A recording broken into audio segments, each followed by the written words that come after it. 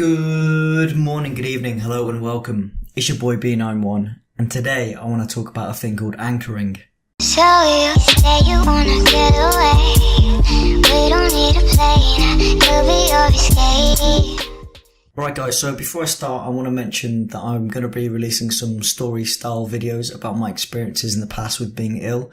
Now they're going to be unscripted and they're going to be pretty much just what's coming out of my head from remembering things and my experiences. So, you know, it's kind of upsetting. They're not going to be edited either because obviously looking back at myself, getting upset, talking about my memories, I don't want to be doing that. So I'll end up blabbing quite a lot, but, you know, hopefully it'll be quite a nice way of sharing what I've gone through.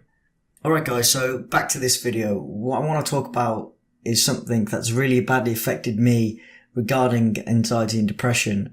Now, I don't know if any other people have got this or have suffered from it, but I'll try and explain it the best way that I can.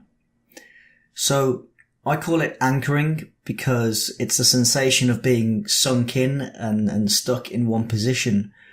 Now, I know there's quite a few mind reader psychology tricksters who use these techniques to make people feel like they can't move their limbs. In fact, I believe Darren Brown did this on TV a couple of years ago. So, you know, some of you watching may have experienced it from that.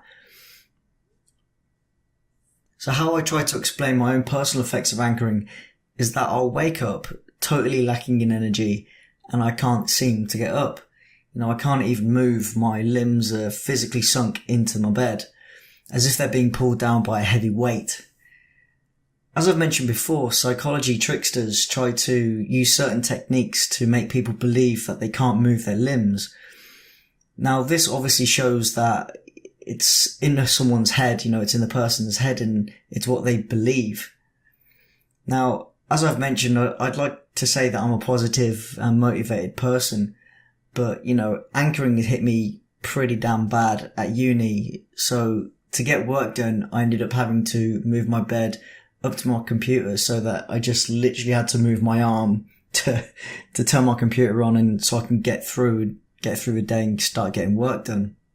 Thing is, work rarely even happened, something that I didn't really enjoy doing anyway, but you know, my decks were 2 meters away, something that I really enjoy doing, playing on my music and doing some DJing, you know, but my mind wouldn't even let me do that. And it's something so close and it requires so little energy, but I just couldn't do it. So this is how I kind of think about anchoring and how I'm going to try and visualize it to you. Anchoring, I believe, is due to distancing between the physical body and the mental body. Now, in this case, my physical body is on the bed and my mental mind is hanging on a rope about 15 feet below my physical self. Now, the rope is attached to my body and that's why my limbs feel so heavy and that's why they feel so sunk in. Now, my mental mind is saying, come on, you know, get up, get on with things, you know, you want to do things. So I imagine my mental self climbing up that rope, you know, you're trying to climb up those 15 feet to reduce the distancing to get to my physical body so I can get up and do things. So obviously climbing a 15-foot rope is exhausting and it doesn't always happen. You know, you don't have enough energy to get through it. You know, I could go days before I could get up out of my room to just do things.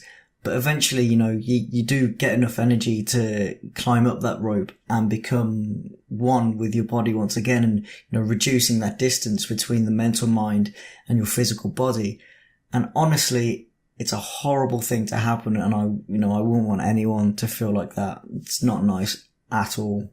Now, when I was bad and anchored in my bed, I found that, you know, I was becoming lost in my mind. I was turning to, you know, dark thoughts, you know, which is something that I've suffered from badly in the past, you know, and I still do, but it's something that, you know, I realized that I need to keep my mind occupied.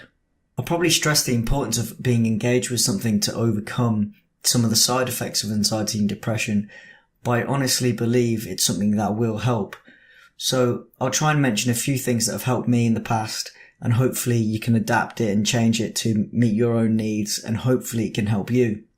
Now for me, what worked was watching gaming live streams. So it sounds a bit sad, but I enjoy gaming. And when I was watching something that I was interested in, and there was someone else on the screen talking back, I was interacting with them, and they had their face on the screen, so I was being engaged. It was a great way to engage with someone, feeling like I had a social interaction with someone, and it was a great way of keeping my mind occupied. So finding something that you can engage with socially is one of the best things that you can do.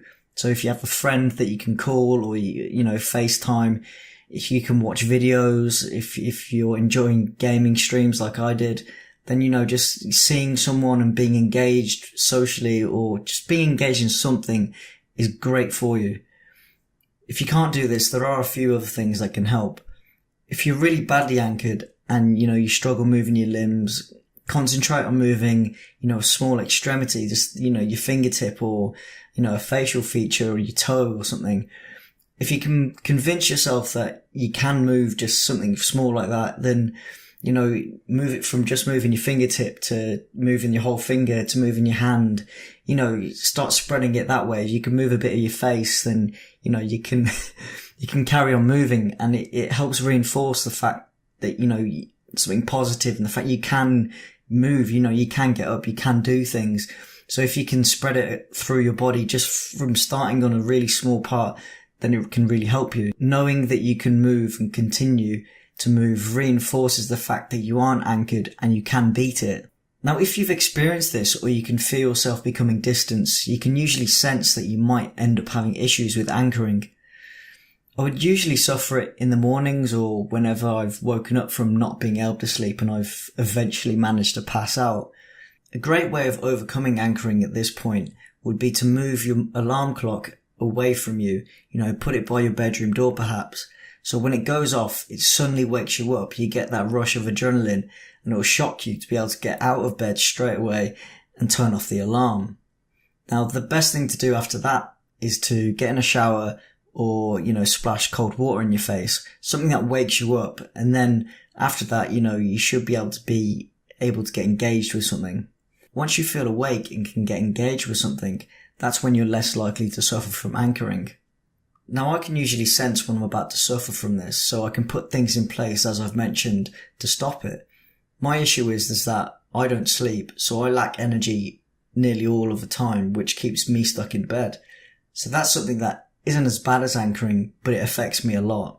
The lack of sleep brings a whole set of issues, which, I'll talk about in another video. Alright guys, so I hope I've explained anchoring well enough for you to understand what it's like. Hopefully you never suffer from it, but if you do, I hope that my methods of coping that I've shared will be able to help you. I also understand that people who have anxiety and depression suffer in different ways. This is just one of the many ways that it can affect you. It's how it's affected me, and hopefully what I've said can help people out there who are suffering from it as well. Alright guys, take it easy. Peace.